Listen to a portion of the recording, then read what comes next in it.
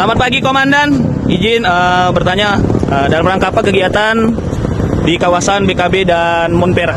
Kita pagi ini melaksanakan kegiatan himbauan ataupun pembinaan terhadap juru parkir maupun pedagang-pedagang yang ada di seputaran wilayah BKB.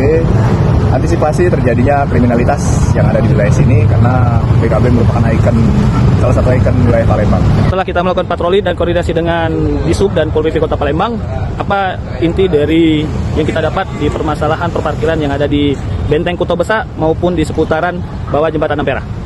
Lihat di sini saat ini sudah tertata cukup baik terkait dengan petugas parkir sudah ada yang sesuai dengan surat tugasnya dan juga pengawasan dilakukan oleh Disub dari Pol PP dan juga dari pihak kepolisian. Dan juga kami tadi sempat menghimbau kepada supir-supir angkot ataupun masyarakat sekitar area BKB ini, kalau misalnya terlihat ada yang diduga pelaku akan melakukan tindak kriminalitas, agar segera melaporkan ke pos yang selama 24 jam buka, yaitu ada di bawah jembatan Ampera maupun di pelataran BKB.